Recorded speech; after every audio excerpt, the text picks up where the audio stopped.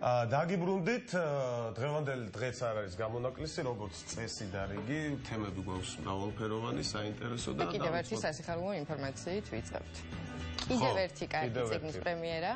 ის უნდა ვთქვა, რომ ჩემი და ნინო შაუგულიძის ტანის სამოსის ამბავში ზრუნავს ელსი ვაიკიკი. და დიდი მადლობა მათ ამასთვის, რა თქმა უნდა. და წიგნის პრეზენტაცია თომას ზღაპრები, გიორგი კეკელიძე ჩვენთან სტუმრად სტუდიაში, ასევე საქართველოს უნივერსიტეტის გამომცემლობა სარედაქციო განყოფილების უფროსი ქაბატონი ჯულიეტა ანდღულაძე და ილუსტრატორის ავტორი სალომე ხოტივარი, უკაცრავად. მოგესალმებით, დიდი მადლობა რომ ხართ ჩვენთან ერთად. მოგესალმებით. მე მგონი პირველი გურული სტუმარი მყავს. შენ და სასიხარულო. შენ და სასიხარულო, თან ეხა გადავალე სტუმრების სიას თორემ და სულ რაღაც სამეგრელო და შემდეგ ჩაბმოს. ორი დღეა გიორგი გელის თემო. ეს ძალიან სასიხარულო. გურული კაცია ჩემთვის. გურული დღიურების ძალიან კარგი, ძალიან დიდი მადლობა მოწვევისთვის. გილოცავთ ეთერში გასვლის 1 წლის თავს, ხოშოს მეც პირველად ვარ აქ ამ სტუდიაში და ფეხბედნიერი ყოფილიყო საი შემდეგი წლები კიდე ბევრი. დიდი მადლობა. წინგელოდებათ. ვისაუბროთ ციგნზე, როდის დაიწყეთ ამ ციგნზე მუშაობა, რა იყო ის სტიმულატორი, რამაც მოკლედ, საქმე ასე იყო, რომ მე აი ამ რთულ საქმეს თავის დროზე ერთი კომპანიის, თქვათ, შეკვეთით, სხვათა შორის შევეჭიდე, რომელმაც გადაწყვიტა, რომ თავისი, თქვათ, მომხმარებლებისთვის საშობაო მისალოცად ქონოდა არატრადიციული ფორმის გზავნილი, ანუ ზღაპარი. და დავწერე ერთ-ერთ უკვე ცნობილ და არსებულ პერსონაჟზე, რომელიც არის სკანდინავიელი ზღაპრის გმირი, დაახლოებით ისეთივე როგორც არის მაგალითად სანტა კლაუსი ანგლო-საქსონურ კულტურაში, მას ქვია თომთე. და აი ამის პატარა თავგადასავალი და ჩამოსვლა საქართველოში, მე უკვე აქ თქვათ მცხოვრები მეორე ჯუჯისთვის ახალი წლის მისალოცად, შობა ახალი წლის მისალოცად.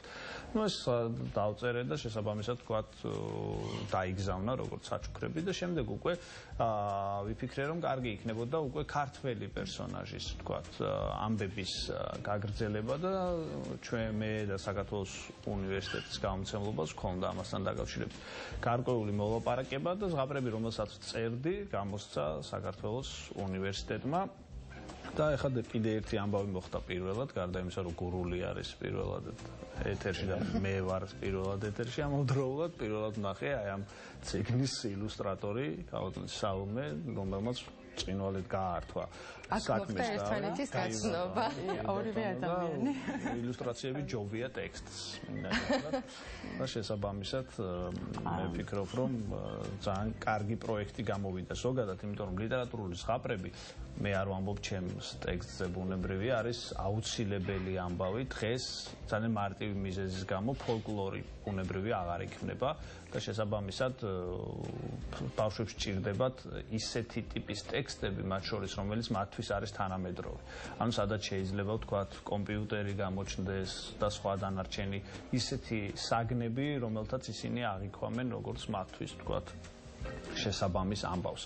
და აქედან გამომდინარე ლიტერატურული ზღაპრები არის ძალიან აუცილებელი ამბავი, მით უმეტეს რომ ჩვენ გვაქვს ძალიან კარგი სკოლა, დაწყებული ვაჟა-ფშაველაცი და მერე უკვე გაგრძელებული იგივე სულაკაური, იგივე ვთქვათ თუნდაც გურამ პეტრიაშვილი და სხვებით და სამწუხაროდ ვთქვათ ეს ამბავი ნელ-ნელა თავიწყებას მიეცა და ვფიქრობ რომ ეს წიგნი ერთგვარი თუმცა დღესაც ძალიან კარგ ზღაპრებს წერს რამდენიმე ავტორი და მათი სახელებიც ბუნებრივი არის აუცილებლად წინ წამოსაწევი, მაგრამ მაინც აი ეს მედიისთვის, ფართო საზოგადოებისთვის თითქოს მეორად ჟანრად იქცა. დღეს კი ზღაპარი გახდა პოპულარული ბოლო ერთი კვირაა, მაგრამ საერთოდ მე მგონია რომ მაინც სჭირდება არაირიბი გზით. ბოლო დროს ძალიან კრიტიკული გახდა საზოგადოება ქართული ზღაპრების მიმართ, განსაკუთრებით განათლების მინისტრი. მე მგონი რომ ადვოკატები უფრო მეტი ყავს ზღაპარს, მე როგორც სოციალური ქსელის კომპლექტუა მოძალადა. იცით რა, მე ვფიქრობ რომ ზოგადად აი ასეთი ტიპის დისკუსიის ჭამოჭრა არის კარგი. ანუ ერთი რაც კარგი გაკეთდა არის ის რომ რეალურად დაიწყო დისკუსია მხატვრულ ტექსტზე. რაც შეეხება კომბლეს და სხვა დანარჩენ ზღაპრებს, მე ვფიქრობ რომ ზღაპარს აქვს სხვა ტიპის ფუნქცია და დატვირთვა და მე პირადად ეს ჩემი კერძო აზრია და შეიძლება ვთქვათ ფსიქოლოგებს რიგს მე ვიცი რომ სხვანაირი აზრი აქვს, რიგს სხვანაირი, არ გულისხმობს ზაღადობის პირდაპირ აღქმას. მაგალითად, როდესაც მე ვკითხულობდი რომ ხუთკუნჭულა მოკლა დევი, ან მიკითხავდნენ ეს მკვლელობის აქტზე არადროს არ ვფიქრობდი და არ კონცენტრირებდი. ხო, ნუ ეს რაღაცა ამბავი იყო. ხო. რეალურად ეს არის საბოლოოდ ქართული ხალხური ზღაპარი არის წარმატების ისტორია, იგულისხმება ჩვეულებრივი საწყალი ადამიანის წარმატების ისტორია, ისე როგორც სხვა ზღაპრებში, იმიტომ ზღაპარი და ფოლკლორი იქმნებოდა დაბალ ფენებში, რომელთაც უნდოდა თავიანთი სურვილების პროექცირება რეალურად იმ ტექსტებში და ისეთი სურვილების, რომელთაც ჩვეულებრივ ცხოვრებაში ვერ ახერხებდნენ და მათ შორის ესეთი ტიპის ტექსტებიც თავის ბრუტალური მოცემულობით ხუთგუნჯულაში მარტოვის მოკლა, მაგალითად არის ეს სცენა დღეს ვკითხულობთ მართლაც ბრუტალური და ბავშვობისას სულ მიკვირს როგორ ვერ აღვიქვამდი ამას რომ ხუთგუნჯულამ მოკლა დევის შვილები, გოგოები და დევს საჭმელად მიუტანა და დევი როცა ჭამდა მიხვდა რომ ქალებს ჭამდა იმიტომ რომ მათი მკერდი იგრძნო ჭამის დროს. ხო, ნუ ესეთი სცენა, ხო, არა სასიამოვნო, მაგრამ ბავშვობაში როდესაც ამას ან კითხულობ, ან გიკითხავენ, საერთოდ არ გაქვს, ძალიან საინტერესო იქნება ამაზე თუ ოდესმე ფსიქოლოგებს მოიწვევთ, რატომ ხდება ეს ამბავი. მე ამასთან დაკავშირებით ხაც კონკრეტული ის არ მაქვს, რა ქვია, შეხედულება, მაგრამ აქვს ფაქტი, რომ არც მე და ალბათ არც ერთი თქვენგანი ზღაპრებს ძალიან დიდად ბრუტალურად ვერ აღვიქვამდით. სალომე, დღეს გაიცანი გიორგი.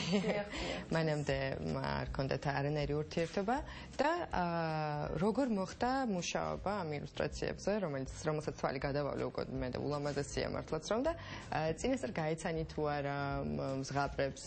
ხუთი ზღაპარია, ხო? კი, მე მომეწოდეს ტექსტი და მიკავშირდა ქაბატონი ჯული და მომეწოდეს ტექსტი, მე თქმა უნდა წავიკითხე და არაერთხელ ჭირდება ამას საკითხო, რომ გავითავისო ტექსტი, მოვარგო ტექსტ და დავინახო ამ ტექსტში ჩემი ტიპაჟები, თუ იცხოვრებენ, იცოცხლებენ და მოერგებიან თვითონ ტექსტს, მაგრამ ტექსტი არის ძალიან კარგად დაწერილი, კეთილი, პოზიტიური, დადებითი, სადაც აი ჩემი ანუ როცა ვკითხულობდი, იქ იყო მომენტი, რომ საკუთარი ბებიაც კი გამახსენდა და ჩემი ასე ვთქვათ, ცუღლტობები სკოლაში როცა მეზარებოდა ხოლმე. შვილები არ მონაწილეობენ.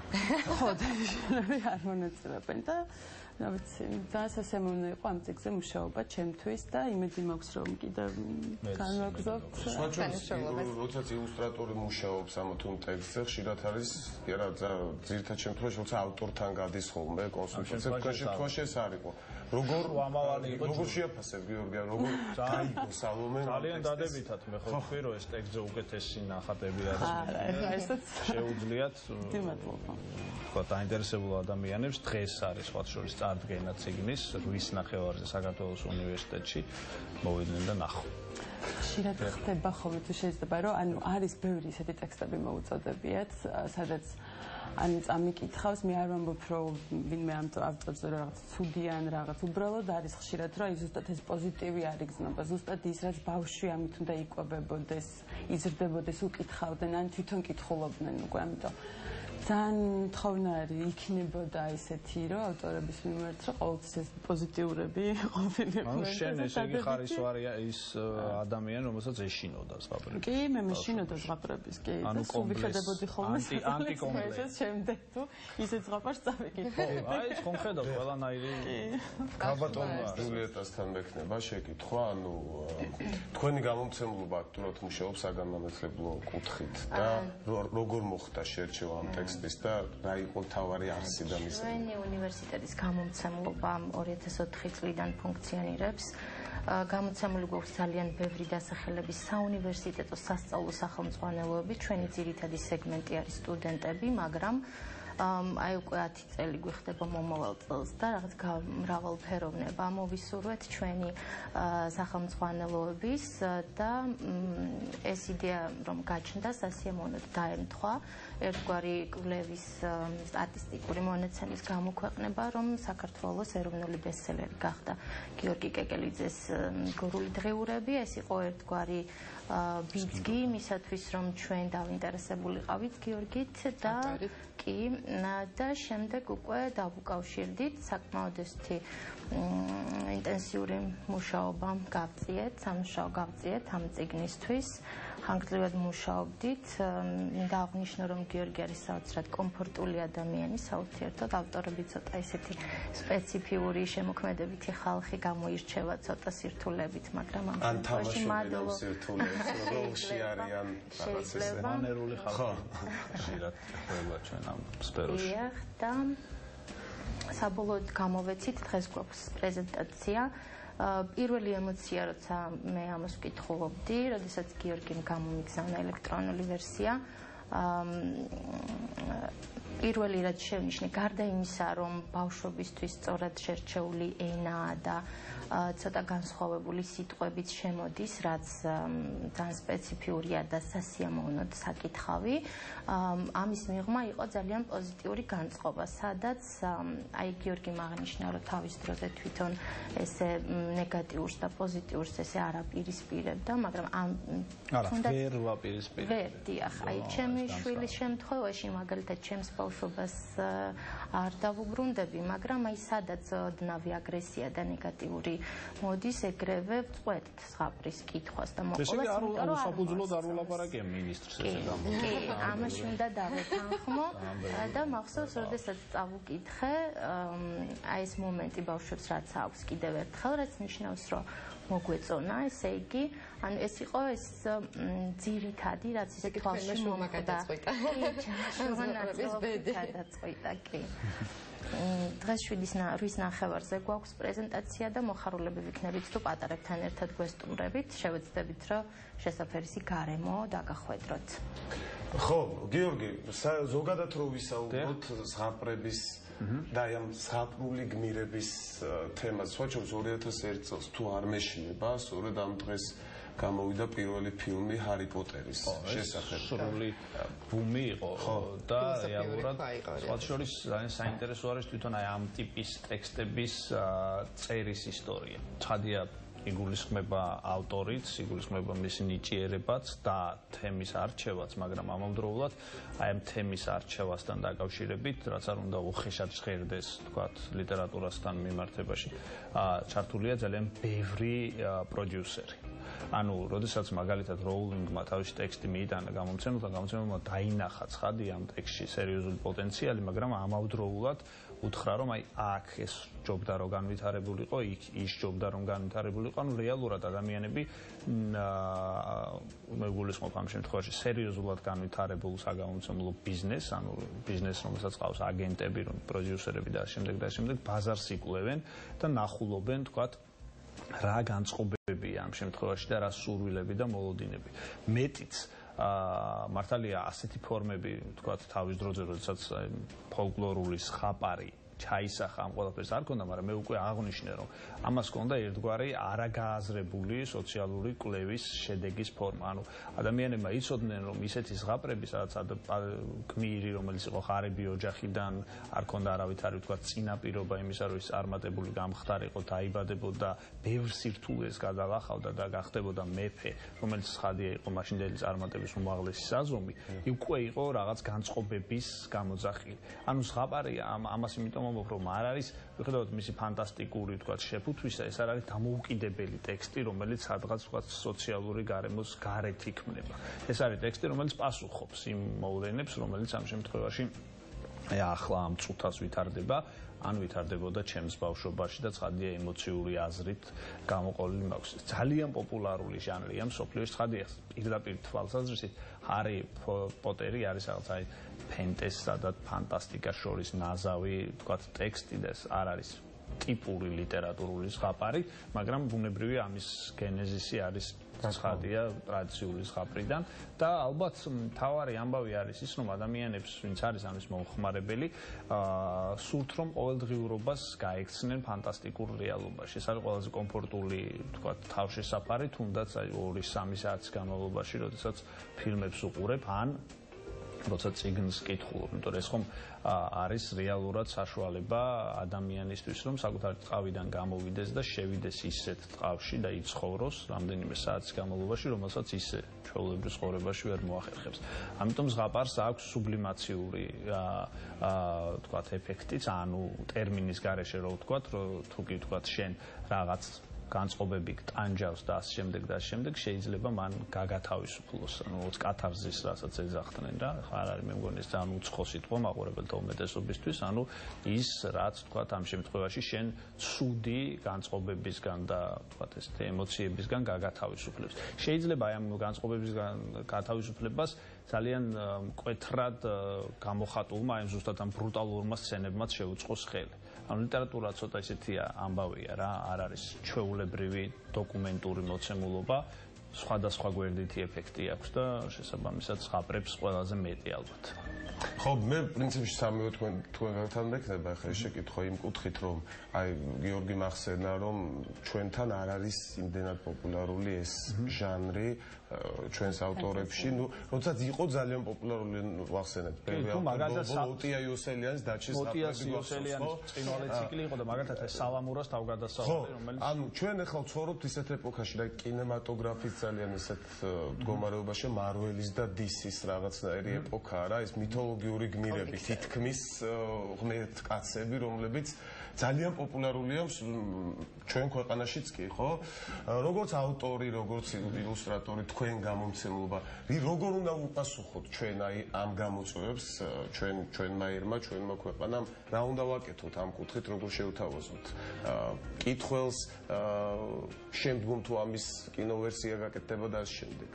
არსებობს რამდენიმე გზა. ოღონდ ყველა გზა ბუნებრივია გულისხმობს ნიჭს და ბეწვის ხიდს და ასე შემდეგ და ასე შემდეგ. როდესაც შენ წერ მაგალითად რაღაც ტიპის ტექსტს, თუნდაც ეს არის ფენტეზი, მაგალითად ნატო დავითაშვილს აქვს ძალიან კარგი ტექსტები ამ თვალსაზრისით და კიდე არის რამდენიმე ავტორი. რეალურად და როდესაც მაგალითად ელაპარაკები არა მხოლოდ ქართველ მკითხველს და გინდა რომ ეს სოფლიო ბაზარზე გავიდეს, მაგალითად ფრანკფურტის ფესტივალზე მოხდეს და ასე შემდეგ და ასე შემდეგ. ისინი ითხოვენ სამ ძირითად ამბავს. ეს არის ერთი ხარისხი ბუნებრივია ტექსტის, მეორე არის ამ ტექსტის ავთენტურობა იმ შემთხვევაში იმ კონკრეტულ ლოკაციებთან, რომელშიც ეს იწერება, მაგალითად თუ არის ამბავი სვანურ მითოლოგიაზე, იქ უნდა იყოს ის პერსონაჟები, რომლებიც თქვათ იქ არიან დაბადებული, მაგრამ ამავდროულად ეს უნდა მოხერხდეს ისე, რომ ეს პერსონაჟები ლაპარაკობდნენ იმენით, რაენაც გასაგები იქნება მაგალითად იაპონელი მკითხველისთვის. ანუ რეალურად ძალიან რთული ამბებია გადასალახი. იგივე ითქმის კინემატოგრაფზეც და ასე შემდეგ და ასე შემდეგ. ამიტომაც აი მაგალითად ეროვნულ ბიბლიოთეკას ჩვენ გვაქვს ერთი პრივილეგია, რომ ასტრიდ ლინდგენის პრემიაზე ყოველწლიურად ვადგენთ ორ ქართველ საბავშვო ავტორსა და ილუსტრატორს. როდესაც აი ამ ავტორებს წარვადგენთ ხოლმე, რეალურად მათი მხრიდან დაინტერესება ამ სამი კომპონენტთან ერთად არის სწორედ ის ნაწილი, რაზეც თქვენ ძალიან სწორად ისაუბრეთ, რამდენად შეიძლება ამ ყველაფრის რეალიზება კინემატოგრაფში. იმიტომ რომ პირიქით ხდება ყოველთვის ძალიან იშვიათი გამონაკლისების გარდა, მათ შორის არა მაინდა-მაინც ფენტეზის ან ზღაპრის ჟანრის შემთხვევაში, რომ თუ კი ფილმი გახდა პოპულარული, ის მერე უკვე ამოქაჩავს მხატვრულ ტექსტს, ხო? მილიარდელი გახდა როულინგი, ანუ პირველი მწერალი, რომელიც Forbes-ში მოხვდა როგორც მილიარდელი. ეს არ არის ცირე ამბავი. თქვენ კი სასურველი სასიძოვების ათეულში მოხვდი. ეგ მე მგონია რომ ის ჯობია. ღირას და ის ჯობია. მაგრამ სასიამოვნო იყო თუ არა ესეც საინტერესოა თემა. ხა ეგ მითხარი ვერ მივხვდი რა შუაში იყო ამბავთან. არ მე უმნიშვნელო სრული. უმნიშვნელო სრული. კი, იმაზე უფრო მაქვს ორი. რა თქმა უნდა. გათვლაიმაც დიდი მადლობა უნდა გადავხადოთ ჩვენს სტუდიაში, რომ იყო ჩვენთან ერთად. მე წარმატება დაგიტოვებთ სტუდიაში საჩუქრად. ეს ძალიან სასიხარულო იქნება. ჩვენთვის. მე წარმატებებს გისურვებ, თომას ზღაპრებს უსურვებ გამარჯვებას და ეს ასე იქნება დარწმუნებული. დიდი მადლობა თქვენ მობრძანებისთვის, ყოველთვის ასეთ თემებთან დაკავშირებით სულ დროის უკმარისობას გამოცდით, იმიტომ რომ ვერ ვასწრებთ იმას, რაც მინდა რომ მოვასწროთ ხოლმე. მადლობა თქვენ წარმატებები. ჩვენ მაყურებელს ვაჩვენებთ სიუჟეტს, როდის და სად იზეიმებს ახალმოსახლეობას თბილისის ზოოპარკი. შემდეგ გავალთ რეკლამას და მეორე ბლოკით დაგიბრუნდებით.